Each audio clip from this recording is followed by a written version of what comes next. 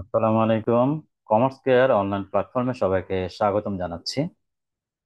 আজ আমরা অনার্স তৃতীয় বর্ষের এবং ডিগ্রি তৃতীয় বর্ষের কস্ট অ্যাকাউন্টিং চ্যাপ্টারটা নিয়ে আলোচনা করব। কস্ট অ্যাকাউন্টিং বইয়ের আমরা কস্ট শিট নিয়ে আলোচনা করব। কস্ট শিটটা শুধু আসলে অনার্স তৃতীয় বর্ষের শুধু কস্ট অ্যাকাউন্টিং বইয়ের মধ্যে সীমাবদ্ধ নেই। হ্যাঁ, এটা ম্যানেজমেন্ট অ্যাকাউন্টিং এর মধ্যেও আছে। অতএব একটা অঙ্ক দুই চ্যাপ্টার কভার করছে। এবং যারা ডিগ্রিতে তৃতীয় বর্ষে আছো তোমাদেরও এটা আছে। অতএব একটা অঙ্ক বিভিন্ন জায়গায় আছে। এবং এই অঙ্কটা একটু বড় অঙ্ক দেখে অনেকে অঙ্কটা ভয় পায়। অঙ্কের সিরিয়াল মেনটেন করাটা অনেকের জন্য কষ্ট হয়ে যায়। আসলে অঙ্কটা ধরতে পারলে খুব সহজ একটা অঙ্ক। তো আমরা আজকে কস্ট অ্যাকাউন্টিং এর বা ম্যানেজমেন্ট অ্যাকাউন্টিং এর মধ্যে যে কস্ট শিট আমাদের অঙ্কটা আছে, সেই কস্ট শিট নিয়ে আমরা আজকে আলোচনা করব। তো আমি একটা স্ক্রিন শেয়ার করছি। আমরা কস্ট শিটের মধ্যে যে ইনফরমেশন গুলো পাবো বা অঙ্কটার যে ক্যাটাগরি সেটা আমরা আগে বুঝে নিই। কস্ট শিট মানে হচ্ছে ব্যয়ের তালিকা, ব্যয়ের বিবরণ। কিসের ব্যয়? একটা পণ্য একেবারে শুরু থেকে শেষ পর্যন্ত, অর্থাৎ বিক্রয় হওয়ার আগ পর্যন্ত যত ধরনের খরচ হতে পারে সেই খরচগুলোর সমষ্টি এখানে নির্ণয় করা হবে। অতএব বুঝতেই পারছো, একটা পণ্য একেবারে শুরু থেকে কি কি খরচ হয় সেগুলো শেষ পর্যন্ত আর কি কি খরচ হতে পারে সবগুলো খরচ যেহেতু আমরা একসাথে করব, সেহেতু এখানে আহ এন্ট্রির সংখ্যাটা একটু বেশি হবে। এটা ভয়ের কিছু নেই, তবে আমাদের বুঝতে হবে যে কোন স্টেপে কোন খরচগুলো আসে। এটা ধরতে পারলে অঙ্কটা সহজ লাগবে তোমাদেরকে। তো এখানে আসলে আমরা কস্টে অনেকগুলো খরচ আছে। তো আমরা এই খরচগুলোকে সাধারণত পাঁচটা ভাগে ভাগ করব। ঠিক আছে? তো খরচগুলোকে আমরা কি কি ভাগে ভাগ করব? আমরা প্রথমে ম্যাটেরিয়াল, কাঁচামাল হিসাবে প্রথমে খরচগুলোকে আইডেন্টিফিকেশন করব। কাঁচামাল অর্থাৎ অর্থাৎ একটা পণ্য উৎপাদন করতে গেলে পণ্যের কাঁচামাল তো অবশ্যই লাগবে। তো পাঁচটি যে খরচের আমি ক্লাসিফিকেশন বা ধাপ বললাম, সেই পাঁচটা আমরা একটু আগে দেখিয়ে আসো। তো প্রথমে ম্যাটেরিয়ালের খরচটা আমরা বসাবো। তারপর ডিরেক্ট এক্সপেন্সের খরচগুলো আমরা বসাবো। এরপর আমরা ফ্যাক্টরি ওভারহেডের খরচগুলো বসাবো, ফ্যাক্টরি কস্ট বা ফ্যাক্টরি ওভারহেড নামে যে খরচগুলো সেগুলো বসাবো। তারপর আমরা অফিস অ্যান্ড অ্যাডমিন এক্সপেন্স বা অ্যাডমিনিস্ট্রেশন এক্সপেন্স নামে যে খরচগুলো আছে সেগুলো আমরা বসাবো, সংক্ষেপে আমরা অ্যাডমিন বলে থাকি। এবং সেলিং অ্যান্ড ডিস্ট্রিবিউশন, এই খরচগুলো আমরা বসাবো। অর্থাৎ তাহলে এখানে দেখতে পাচ্ছি যে খরচের ভাগগুলো পাঁচ ধরনের। খরচের ক্লাসিফিকেশন অনুযায়ী আমরা পাঁচ ভাগে ভাগ করেছি খরচগুলোকে। একটা হচ্ছে কাঁচামাল ম্যাটেরিয়াল, একটা হচ্ছে ডিরেক্ট এক্সপেন্স, একটা হচ্ছে ফ্যাক্টরি ওভারহেড, একটা হচ্ছে অফিস অ্যান্ড অ্যাডমিনিস্ট্রেশন এক্সপেন্স, আর একটা হচ্ছে সেলিং অ্যান্ড ডিস্ট্রিবিউশন এক্সপেন্স। তো এই পাঁচ ধরনের খরচগুলোকে আমাকে আইডেন্টিফাই করে বসাতে হবে। এগুলো এক একটা হেডিং। এগুলো আন্ডারলাইনে অনেকগুলো খরচ আসবে। যেমন কাঁচামালের মধ্যে কি কি আসবে, ডিরেক্ট এক্সপেন্সে কি কি আসবে, সেগুলো আমাদের বিস্তারিত আলোচনা আছে। সেগুলো আমাদের আলোচনার সাপেক্ষে এগুলো বুঝতে হবে। অফিস অ্যান্ড অ্যাডমিনে কি কি খরচ আসবে, সেলিং এন্ড ডিস্ট্রিবিউশনে কি কি খরচ আসবে। তো আমরা প্র্যাকটিক্যালি একটু চিন্তা করি। মনে করো আমরা একটা কলম উৎপাদন করব। কলম উৎপাদন করার ক্ষেত্রে কি কি করতে হবে? প্রথমে প্রথমে কলমের কাঁচামাল সংক্রান্ত তথ্যগুলো আমাদেরকে আনতে হবে। অর্থাৎ শুরুতে আমার কলম বানানোর জন্য কি লাগবে? প্লাস্টিক লাগবে, কালি লাগবে, নিব লাগবে। এগুলোকে আমরা সাধারণত কাঁচামাল হিসাবে অন্তর্ভুক্ত করে থাকি। এই কাঁচামালগুলো আমরা প্রথমে আমরা হিসাবগুলো দেখাবো। তারপরে এটা নিয়ে যারা প্রোডাকশনে কাজ করবে ওদেরকে যে টাকাটা দেওয়া হবে সেগুলোকে আমরা ডাইরেক্ট এক্সপেন্স বলবো। মজুরি হতে পারে, সাধারণত আমাদের ডিরেক্ট লেবার বা ওয়েজেস এক্সপেন্স এগুলো এখানে বসবে। এরপর অন্যান্য যে ফ্যাক্টরি ওভারহেড গুলো আছে, মানে পরোক্ষ খরচগুলো আছে। প্রত্যক্ষ খরচ ডিরেক্ট এক্সপেন্সের ঘর আলাদা এবং পরোক্ষ খরচ এটার ঘর আলাদা। এটা হচ্ছে ফ্যাক্টরি ওভারহেড নামে আমরা এখানে অন্তর্ভুক্ত করব। ফ্যাক্টরি খরচের পর আমরা জানি বিভিন্ন প্রতিষ্ঠানে ফ্যাক্টরি থাকে এক জায়গায়, অফিস থাকে আরেক জায়গায়। তো ফ্যাক্টরি খরচ হয় একরকম, অফিসের খরচ আলাদা আছে। সে অফিস সংক্রান্ত খরচগুলো আমরা অফিস এন্ড অ্যাডমিনিস্ট্রেশন এক্সপেন্সে বসাবো। এরপর আরেকটা ডিপার্টমেন্ট বর্তমানে খুবই ডিমান্ডফুল একটা ডিপার্টমেন্ট, সেটা হচ্ছে সেলিং এন্ড ডিস্ট্রিবিউশন এক্সপেন্স। এটা হচ্ছে বিক্রয় সংক্রান্ত, বিক্রয় বৃদ্ধি করার জন্য বিক্রয় প্রসারের জন্য যে খরচগুলো কোম্পানি করে থাকে সেই ডিপার্টমেন্টটাকে আলাদা করা হয়, সেইটার খরচগুলো আমরা এখানে বসাবো। তাহলে অফিসিয়াল একটা খরচ আছে, সেলিং এন্ড ডিস্ট্রিবিউশনের খরচগুলো আছে। এই খরচগুলো যদি আমরা সবগুলো বের করতে পারি, তাহলে আমাদের মোট খরচ বের হয়ে যাবে। একটা প্রোডাক্টের শুরু থেকে, উৎপাদন থেকে শুরু করে শেষ পর্যন্ত যে খরচগুলো আছে, এগুলো আমরা সবগুলো যদি বুঝে শুনে কোন খরচগুলো কোন হেডিং এ যাবে সেগুলো আমরা যদি ঠিকঠাক মতো বসাতে পারি, তাহলে আমাদের মোট খরচ, টোটাল এক্সপেন্স বের হয়ে যাবে। দেন আমরা কয় টাকা বিক্রি করব, কয় টাকা লাভ হবে, সেটা আমরা খুব সহজে বের করতে পারবো বা বসাতে পারবো। তো এই 5টা হেডিং এর আমরা একটু ডিটেলস দেখি আসো। তো ডিটেল যদি দেখি আমরা, ম্যাটেরিয়াল, কাঁচামাল, কাঁচামালের মধ্যে সাধারণত কি ধরনের আসবে দেখো। এখানে র ম্যাটেরিয়াল মানে কাঁচামাল, কাঁচামালে সাধারণত শুরুতে কত কাঁচামাল আছে আমার প্রতিষ্ঠানে, কারণ আমার প্রতিষ্ঠানটা কন্টিনিউ 1 বছর থেকে আরেক বছর চলবে। তো আমরা শুরুতে কত কাঁচামাল আছে সেটা আগে দেখবো, তারপরে এই বছর আমি কতগুলো কাঁচামাল ক্রয় করেছি, সেগুলো ক্রয় করে গাড়ি ভাড়া দিয়ে এনেছি, গাড়ি ভাড়া খরচ কত, এবং বছর শেষে কাঁচামাল কত রয়ে গেল। এই তথ্যগুলোকে নিয়েই আমার কাঁচামালের খরচটা হিসাবভুক্ত করতে হবে। তাহলে কাঁচামালের খরচগুলো কি কি আসবে? ওপেনিং স্টক অফ র মেটেরিয়াল, পারচেস অফ র material, carriage in, transportation in বা ফ্রেট ইন, অনেকগুলো নাম আছে। এটা হচ্ছে ক্রয়, পরিবহন। আর এই 3টা এন্ট্রিকে যোগ করলে যোগফলের একটা নাম আছে, ম্যাটেরিয়াল অ্যাভেলেবল ফর ইউজ। এই যে যোগফলের নাম, বিয়োগফলের নামগুলো আমরা এখানে অনেকগুলো এন্ট্রি পাবো। এই নামগুলো সাধারণত প্রথম পর্যায়ে তোমাদের মুখস্থ করতে হবে না। তোমরা কি করবে, তোমরা অঙ্ক করতে করতে নামগুলো যখন বারবার বসাবে বসাবে, তখন দেখবে যে নামগুলো অটোমেটিক তোমাদের মুখস্থ হয়ে যাবে। অতএব এই যোগফলের নাম কি, বিয়োগফলের নাম কি, এই নামগুলো নিয়ে ভয়ের কিছুই নেই, এগুলো অঙ্ক করতে করতে ক্লিয়ার হয়ে যাবে। তাহলে আমাদের এখানে মূলত র মেটেরিয়ালের মধ্যে আমরা এখানে দেখতে পাচ্ছি মাত্র 4টি আসবে। কি কি? ওপেনিং স্টক অফ র মেটেরিয়াল, শুরুতে কত কাঁচামাল, পারচেজ অফ র মেটেরিয়াল, কত কাঁচামাল ক্রয় করলাম, গ্যারেজ ইন, ট্রান্সপোর্টেশন ইন বা ফ্রেট ইন, গাড়ি ভাড়া দিয়ে সেই কাঁচামালগুলো গাড়ি ভাড়া যে দিয়ে নিয়ে আসলাম, সেই গাড়ি ভাড়া খরচটা কত হয়েছে, সেগুলো যোগ করলে যোগফল একটা নাম পেয়েছি। এরপর বছর শেষে কতগুলো রয়ে গেল কাঁচামাল, ক্লোজিং স্টক অফ র মেটেরিয়াল। একটা ব্যাপার মনে রাখবে, ক্লোজিং স্টক এখানে যতগুলো আমরা পাবো ক্লোজিং নামে, এগুলো সব মাইনাস হবে। আমরা আরো ক্লোজিং নামে বেশ কিছু এন্ট্রি পাবো, সেখানে ওপেনিং যোগ হয়, ক্লোজিং বিয়োগ হয়, এটা একটু মাথায় রাখবে।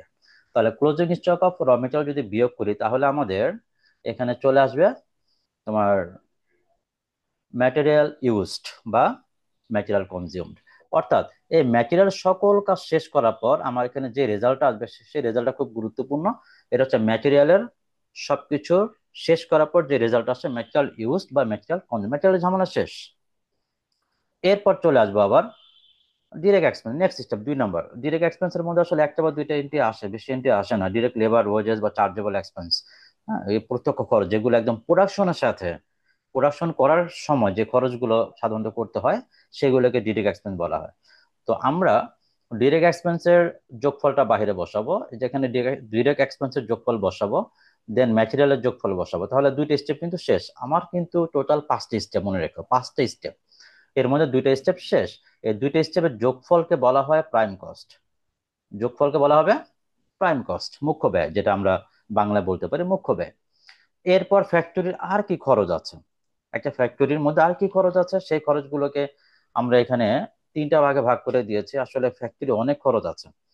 সংক্ষেপে আমি দিয়েছি কি কি দেখো, অল ফ্যাক্টরি রিলেটেড এক্সপেন্স, মানে ফ্যাক্টরি সংক্রান্ত যত খরচ আছে সব বসাবে। ফ্যাক্টরি ম্যানেজারের স্যালারি হতে পারে, ফ্যাক্টরি রেন্ট হতে পারে, ফ্যাক্টরি ইন্স্যুরেন্স হতে পারে। That means factory related all expense, যেই এক্সপেন্সের সাথে ফ্যাক্টরি শব্দটা পাবে সেটাই তোমরা ফ্যাক্টরি ওভারহেডের অধীনে বসাবে। অল ইনডাইরেক্ট এক্সপেন্স, তো উপরে তো তোমরা দেখতে পেয়েছিলাম যে ডাইরেক্ট এক্সপেন্সের একটা ঘর আছে। যদি ইনডাইরেক্ট এক্সপেন্স থাকে, যে কোনো ইনডাইরেক্ট নামে যদি কোনো খরচ থাকে, সেটা তাহলে তোমরা কোথায় বসাবে, সেটা তোমরা তাহলে ফ্যাক্টরিতে বসাবে। আর all machinery related expense, machine related যে খরচগুলো আছে সেগুলো ফ্যাক্টরিতে বসাবে, কারণ আমরা জানি ফ্যাক্টরির মধ্যে তো মেশিন থাকে, তো মেশিনের খরচগুলো তো ফ্যাক্টরিতে বসবে। Machine related expense, not machinery cost, not purchase of machine. Machine কিনেছ, ক্রয় করেছো, ওইটা না হয়, ওইটা হবে না কিন্তু। মেশিন সংক্রান্ত খরচ, যেমন মনে করো মেশিনের অবচয় হতে পারে, ডেপ্রিসিয়েশন অফ মেশিন, এটা হতে পারে। হতে পারে মেশিনে যে ফুয়েল লেগেছে, অয়েল লেগেছে। মেশিন রিলেটেড যত খরচ আছে, মেশিন রিপেয়ার করেছো, রিপেয়ার এক্সপেন্স, এই সব খরচগুলো ফ্যাক্টরির মধ্যে বসবে। তাহলে আমরা কি কি পেলাম? র ম্যাটেরিয়াল পেলাম, ডিরেক্ট এক্সপেন্স পেলাম, এবং পেলাম ফ্যাক্টরি ওভারহেড। ফ্যাক্টরি ওভারহেডের মধ্যে অল ইনডাইরেক্ট এক্সপেন্স বসবে, ফ্যাক্টরি রিলেটেড এক্সপেন্স বসবে, এবং মেশিন রিলেটেড এক্সপেন্স বসবে। তো এগুলো বসার পর আমরা এখানে দেখতে পাচ্ছি ফ্যাক্টরির যোগফলটাকে আমরা বাইরে বসাবো, যে এন্ট্রি গুলো থাকবে সেটাকে বলা হবে টোটাল ফ্যাক্টরি ওভারহেড। তাহলে আমরা কিন্তু উপরে দুইটা হেডিং এর যোগফল কিন্তু আমরা বসিয়ে প্রাইম কস্ট বানিয়েছিলাম। সেই প্রাইম কস্টের সাথে ফ্যাক্টরি ওভারহেডে যোগ করে যোগফলটাকে আমরা ফ্যাক্টরি কস্ট বলবো। ঠিক আছে, ফ্যাক্টরি কস্ট, ফ্যাক্টরি শেষ। তার মানে ফ্যাক্টরি থেকে এখন বের হয়ে আমরা অফিসে ঢুকবো। আমাদের এক জায়গায় ফ্যাক্টরি থেকে আরেক জায়গায়, মনে করো তোমার ফ্যাক্টরি আছে নরসিংদী, অফিস আছে বাড্ডায়, তো দুই জায়গার খরচ আলাদা। তো ফ্যাক্টরি দ্যাট মিনস আমরা মনে করো নরসিংদীর খরচগুলো শেষ করলাম, এখন ওই ফ্যাক্টরি থেকে বের হয়ে বাড্ডায় আসবো, বাড্ডায় আমাদের অফিস আছে, সেখানে খরচগুলো আমরা হিসাব করবো। তো নরসিংদী থেকে ফ্যাক্টরি থেকে বের হওয়ার সময় আমাদের দুইটা কাজ আছে, বের হওয়ার সময় দুইটা কাজ কমপ্লিট করে বের হতে হবে। কি কি দুইটা কাজ? আমি ফ্যাক্টরি থেকে ফ্যাক্টরি খরচগুলো হিসাব করে যখন বের হচ্ছে, তখন আমাদের দেখতে হবে যে আমাদের প্রোডাকশনে যে কাজগুলো হচ্ছে, পণ্য কোনগুলো সম্পূর্ণ পণ্য কমপ্লিট হয়ে বানানো হয়ে গেছে, আর কোন পণ্যগুলো এখনো বানানো হয়নি, ঠিক আছে, বানানো প্রক্রিয়াধীন আছে, সেগুলো হিসাব নিতে হবে। কোন পণ্যগুলো আমার বানানো হয়ে গেছে আর কোনগুলো বানানো শেষ হয়নি, ঠিক আছে, সেই হিসাবগুলো আমাকে নিয়ে বের হতে হবে। যেটাকে আমরা পরবর্তী স্টেপে দেখতে পাই।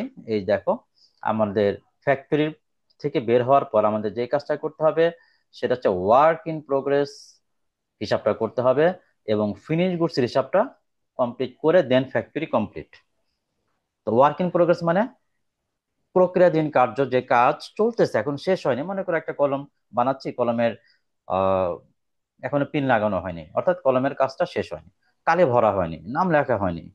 তো এইটা হচ্ছে ওয়ার্ক ইন প্রোগ্রেস বা ওয়ার্ক ইন প্রসেস।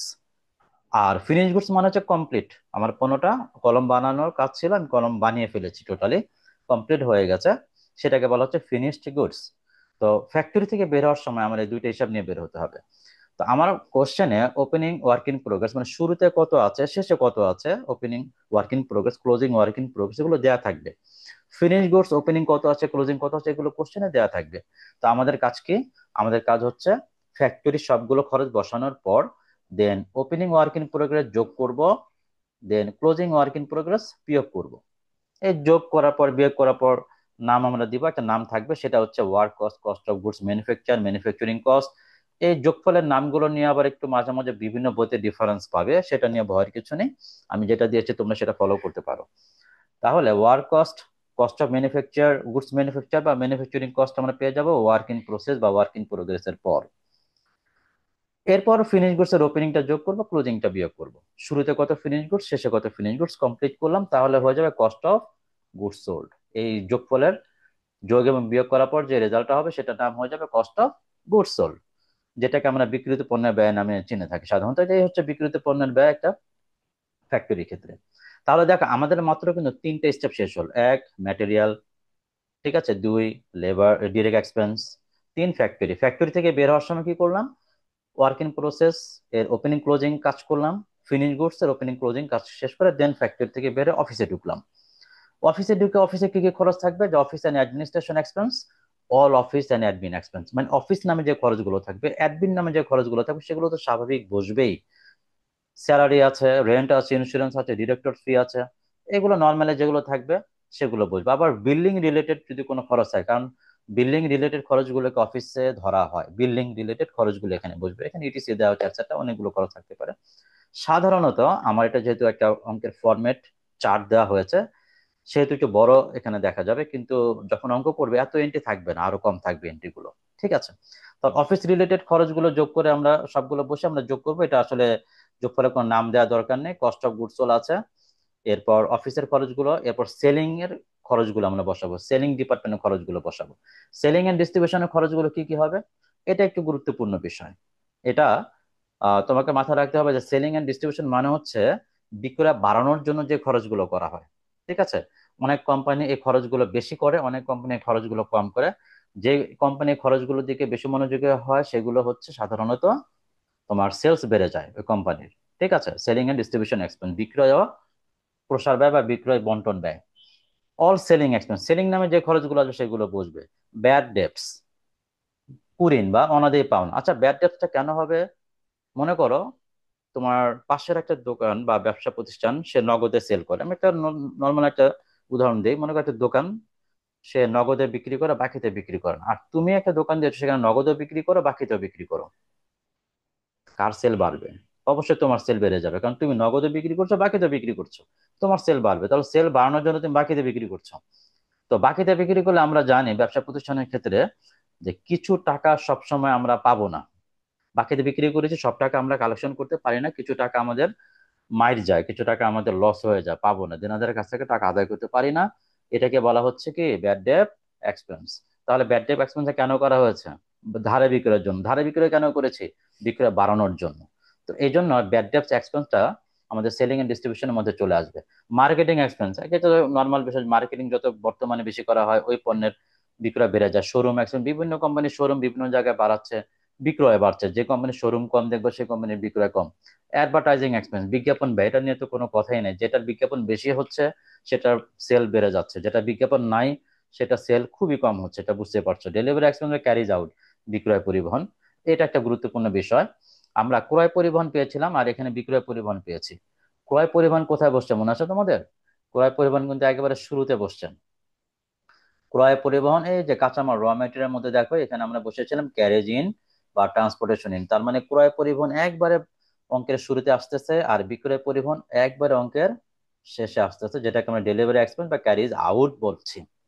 তার এই খরচগুলো আমাকে ধাপে ধাপে বসাতে হবে। এই খরচগুলো বসানোর পর আমরা টোটালটা বাইরে বসাবো। দেন কস্ট অফ গুডস সোল্ড, অফিসের খরচের যোগফল, সেলিং ডিপার্টমেন্টের খরচের যোগফল, এই খরচগুলো যোগ করলে আমরা যে টাকাটা পাবো সেটাকে বলা হবে টোটাল কস্ট। তারপর কয় টাকা আমি লাভ করব, প্রফিট। তারপরে আমার সেলস দিয়ে অঙ্ক শেষ হয়ে যাবে। সেলস দিয়ে আমার অঙ্ক শেষ হয়ে যাবে। এখানে একটা বিষয় দেখতে পাচ্ছ, নো এন্ট্রি, মানে যে এন্ট্রি গুলো আমার এই কস্টে আসবে না, কিন্তু অঙ্কে দেয়া থাকবে, তুমি এখানে আনবে না। কি সেগুলো? এখানে কিছু দেওয়া হয়েছে যেগুলো প্রায় আসে, আছে অনেকগুলো এন্ট্রি, তো যেগুলো কমন সেগুলো আমি এখানে দিয়ে রেখেছি। এনি কাইন্ড অফ ইন্টারেস্ট, যে কোনো সুদ। সুদ কিন্তু আমরা এখানে কোথাও আলোচনা করিনি। তার মানে সুদ নিয়ে যদি কোনো খরচ থাকে সেগুলো আমাদের এই কস্ট শিটে আসবে না। ডিসকাউন্ট অ্যালাউ, ডিসকাউন্ট রিসিভ, বাট্টা, হ্যাঁ ডিসকাউন্ট অ্যালার্ট প্রদত্ত বার্তা, প্রাপ্ত বার্তা এখানে আসবে না। এনি কাইন্ড অফ ডিভিডেন্ড, কোনো লভ্যাংশ ডিভিডেন্ড থাকলে এখানে আসবে না। Gain or loss of sale of asset, কোন অ্যাসেট বিক্রি করে সেটা লাভ বা লস যদি দেওয়া থাকে কোশ্চেনে, যে একটা অ্যাসেট বিক্রি করা হয়েছে, এটা ফার্নিচার বিক্রি করে এত টাকা লাভ হয়েছে, এটা ফার্নিচার বিক্রি করে এত টাকা লস হয়েছে, কোশ্চেনে যদি দেওয়া থাকে এগুলো একটাও আমাদের কস্টশিটে আসবে না। তাহলে কি কি আসবে সেগুলো আমরা এখানে শো করলাম। তাহলে আমাদের এই খরচগুলোকে পাঁচটা ভাগে ভাগ করব। র material, direct expense, factory overhead, office and administration expense, and selling and distribution expense, এগুলোকে আমরা যদি যোগ করতে পারি তাহলে টোটাল এক্সপেন্স বা টোটাল কস্ট বের হয়ে যাবে।